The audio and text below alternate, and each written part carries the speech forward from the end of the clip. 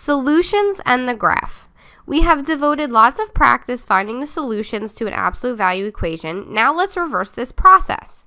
Given the solutions R and S, where R is less than S, so R is generally your solution on the left of your number line, your minimum, what is an absolute value equation that would result in these solutions?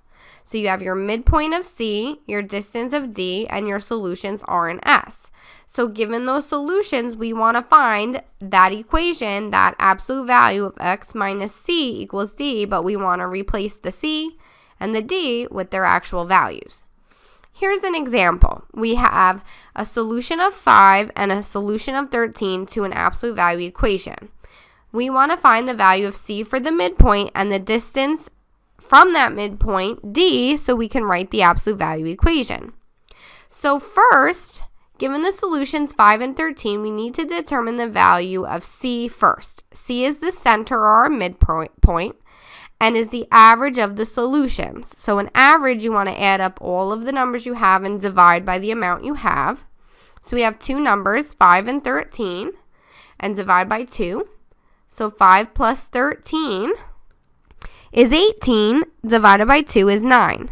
So we have c equals 9. Now we need to find the distance. The distance between the solutions is the absolute value of their difference divided by 2. So 13 minus 5 is 8. The absolute value of 8 divided by 2 is 4. If we know from the last part that c is 9 and d is now 4, therefore, that's what these three dots mean. Therefore, the equation is the absolute value of x minus 9 equals 4. Here's another example we can see from scratch. We have an equation that has -2 and 6 as its solutions, an absolute value equation. First, we need to find c, the midpoint. C is going to be r plus s divided by 2.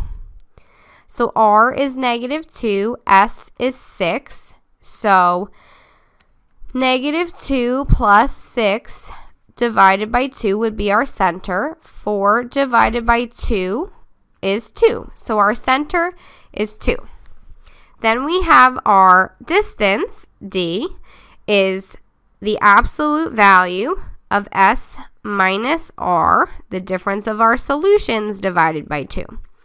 So that's the absolute value of 6 minus -2 over 2, which is really the absolute value of 6 plus 2 over 2, which is the absolute value of 8 over 2, which is 8 over 2, which is 4.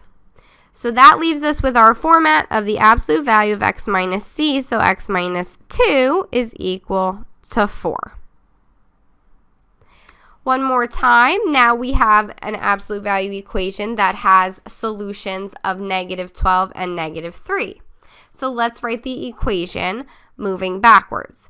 First, we need c, given r and s. So we'll have c is equal to r plus s over 2. So -12 plus -3 over 2, which is -15 over 2, which is -7.5.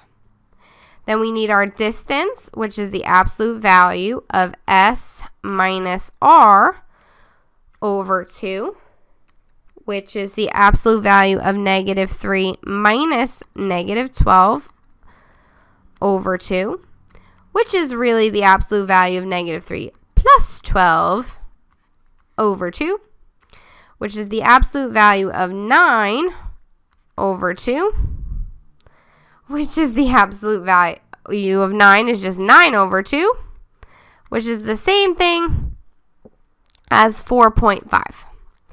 Now that we have our values for c and d, we can put them in our format of x minus c, so x minus -7.5 is equal to 4.5, but we don't want to leave minus the negative, so our final absolute value equation would be the absolute value of x plus 7.5 is equal to 4.5.